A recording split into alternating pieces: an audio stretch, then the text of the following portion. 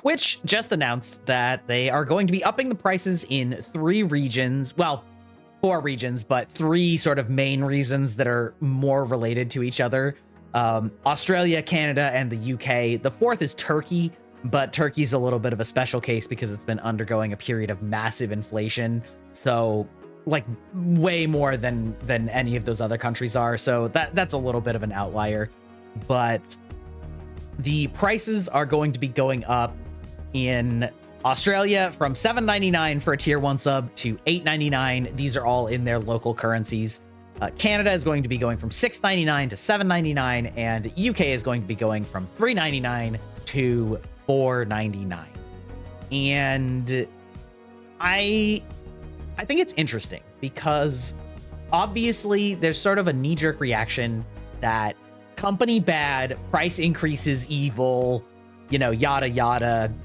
Like, I feel like that's a pretty common sentiment, and I was kind of, I shouldn't say I was surprised, but the number of people that basically took this announcement and said, hey, stop subbing to me and just give me money directly, which fair shout, I suppose, because giving you money directly obviously does give you a bigger cut, but it's kind of one of those things where the platform that you're using is free for you to use, and like I don't think it's that outrageous of a price increase. It's worth pointing out that those currencies, I believe, are all post-tax because all of those countries have a VAT and don't really have nearly as variable of a local tax system as we do in the United States. And so those prices are already including roughly a 20% tax on top of the base price, and that is the price that they are listing.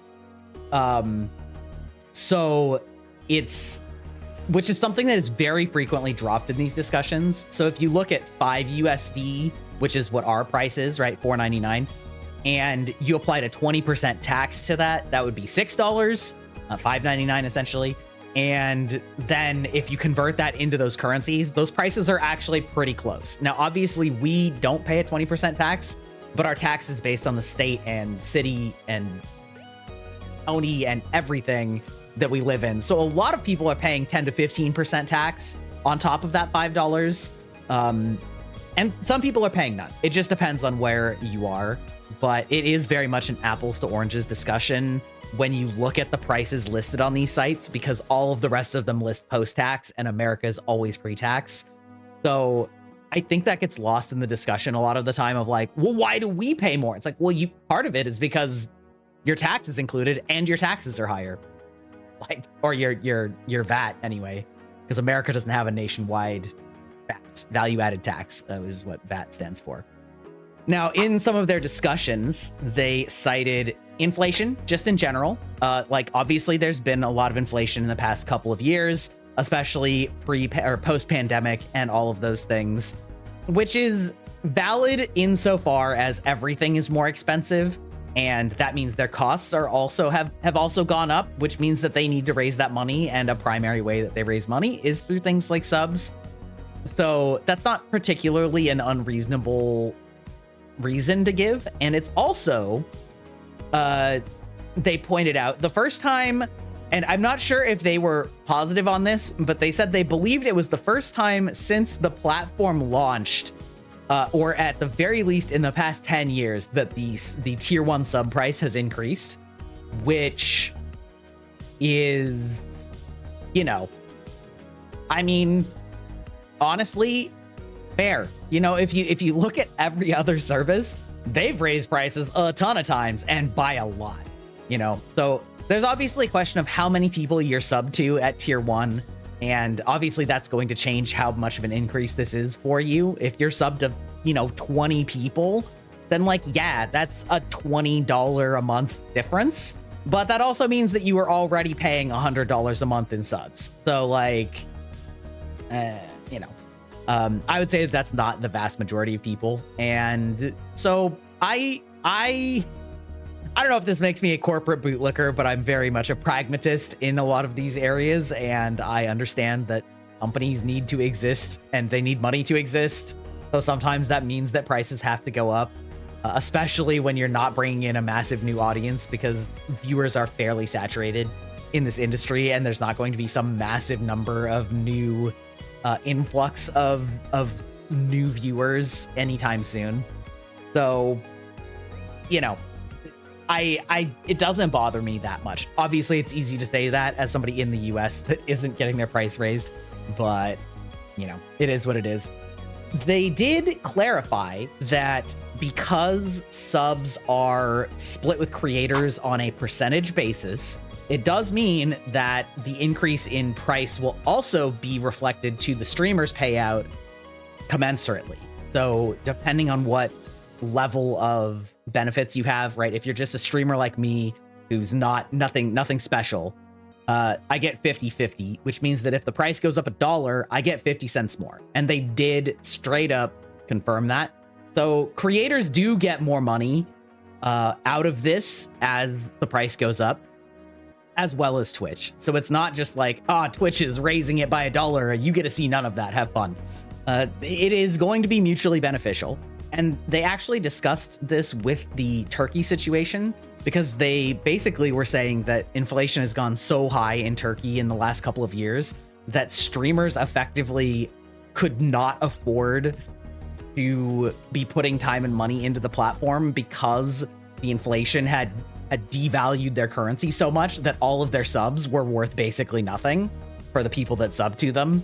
So again, it is a complicated situation, and I think that because it benefits creators equally, I think that I think it's not that big of a deal. And as to the US prices not going up, they also stated that they're probably gonna go up. They did not give a timeline on that, and they were very careful to say, we're going to be very careful with changing prices because we don't want to just do it willy-nilly and change them rapidly, because that destroys consumer trust. But if this test essentially works out well for them and they do the metrics and think that it will be a net profit for everyone, then US prices are probably going to go up. I do want to point out, though, that this was something I immediately noticed, and I double checked because some of the source is from the sort of live stream that they did this morning. If you will recall, we talked about this on this channel about a month ago. They instituted a new reimbursement rate for Prime subs, which are the subs that you're not paying for. They're subs that you're getting as a benefit from having Amazon Prime. And they said that those subs are going to be a fixed rate based on the country of the person who is using the sub. So that part doesn't bother me, again, in that if you come from a country where a sub is effectively $1 USD, obviously you can't pay the streamer $250 USD when the person that paid it paid you $1. That just doesn't make any sense. So that aspect makes perfect sense. But the sneaky thing is that, and the reimbursement rate was almost exactly equal to what the standard rate is anyway. But the sneaky thing is that it is a fixed rate. So unlike our current regular subscriber model, where we're going to get more money commensurately from tier 1 subs because the price is going up and we get a percentage, Prime subs are a fixed rate and will remain a fixed rate and will not be going up commensurately. So people in the UK are currently going to be getting like $2.20 or something like that in pounds from a Prime sub, and when their price increases by $1 or a regular sub, their Prime subs will still only give them $2.20. And they did confirm that, although they kind of tried to brush past it and answered it in a different way than really what the question was asking. But it seems very clear that that is something that they're doing, which is kind of shitty and also does not surprise me whatsoever, because eventually I see them as phasing out the Prime free sub benefit or making it a lot lower, because obviously that costs them a lot of money. And, this is sort of a stealthy way of nerfing it, which sucks. But, it is what it is. Additionally, another question some might ask is this going to affect Twitch Turbo? Which, to those who may not know, Twitch Turbo is the service in which you pay Twitch a monthly fee and it gives you no ads on any channel. So you don't see any ads. It's very akin to YouTube Premium, where you can pay a flat rate and you'll just not have ads anywhere.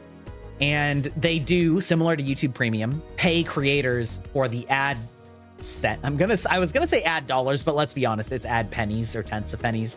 But whatever you would have earned the creator for ad dollars, they still pay the creator based, when those people come from a Twitch Turbo. And so they were asked directly if Twitch Turbo rates were also going to be going up, again, commensurate to the fact that the tier 1 subs were going up. And the answer was no, that they already adjusted Twitch Turbo a while ago, and Twitch Turbo's pricing is far more based on ad revenue than on subs, which does make sense. So Twitch Turbo not changing whatsoever. And they also brought up a fascinating little fact, which is that Twitch Turbo users are apparently twice as likely to sub to channels than people that are not Twitch Turbo. Because there could be a concern, right, among people that don't have the stats that would say, well, if you don't have ads, why would you sub to somebody, right? Like, yeah, sure, you get some emotes, but a big reason that people sub is for no ads. But what I suspect the answer is that the people that pay for Twitch Turbo are generally going to be a little bit more financially stable and perhaps a little bit more willing to be giving subs as direct support, not because it's for the ads, because they're already paying to not have ads. So they see it as just a net win for everybody, in that people with Turbo are not particularly a competitor to people that sub, because frequently people with Turbo do sub. And I can confirm I had Twitch Turbo and I actually have a decent number of subs, and it's 100% because I want to support those creators, and I can, and they get benefits for that. And yeah, so anyway, that was some interesting lore dropping, so to speak. So the last thing that they revealed, which was a little bit interesting as well, was not related to any of this, but some of the Q&A section that they had at the end of this stream included questions about various features on the mobile application. Some of them about moderating, about getting tools as a moderator when you're on mobile, which I know Opt will love. Because I know he uses the mobile interface a lot. Apparently, you also can't do a tier 2 or tier 3 sub on mobile, which is like the weirdest thing I've ever heard. Why would that be a thing?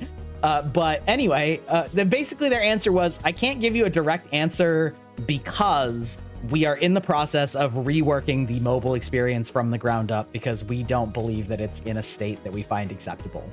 So that is also very good that they are aware of that and they're working on it. And so that was cool, because I haven't seen that announced anywhere, but this was the CEO, Dan Clancy, of Twitch. So, he's not just some rando dude that doesn't know what he's talking about. They were pretty clear on that as well. So that's always good as well. There were some other things that were announced that I thought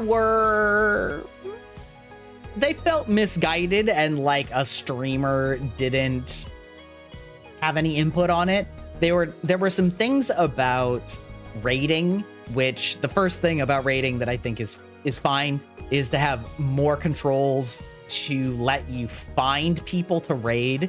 So basically the way that would work is that you can click the interface button to do a raid as opposed to just typing it, and it will allow you to apply a lot of filters. So you can say like, okay, I want to see people that are currently on between this many viewers playing this game, yada, yada, yada. And there's a bunch of things you can do. I think those are great changes. I don't know how often they're going to be used, but maybe. I do think that a big part of the raiding culture is building bonds with people, but not just from a total random raid. So yeah, people who are not in followers only chat. Yeah, that would be a good one too. But the weird one, the kind of head scratcher, was that they were talking about a feature where you could make it so that when you raid, you can allow an option that allows the raider and the person being raided to essentially have a brief co-stream where they can connect with their... I honestly don't know how the co-stream feature works on Twitch because I've never used it, but I know that it has existing infrastructure. And the way they were talking about it was kind of like, well, usually when you raid people, there's a lot of back and forth of like, oh, what were you playing? What are you doing? What do you like about it? You know, yada, yada, which is true. And they were kind of saying like, well, you know, it'd be a lot easier if you could talk. But I think, honestly, I don't want random people to be audibly on my stream because they raided me. And it is, of course, opt out. You don't have to accept it. You don't have to use it. But I can't imagine very many people doing this, like, at all. I just can't. The liability of having someone that you don't know very well on your stream because they chose to raid you at whatever time, I just can't imagine it being used very much. So that feels to me like a feature that the DOA... I can kind of understand the theoretical use case, but the reality is if you're good enough friends with somebody that you would want them on your stream rather than just typing, you probably know them on Discord and can probably get piped into their stream on Discord if they say, you know, you can just say, hey, you want to hop over and, you know, and chat for a second?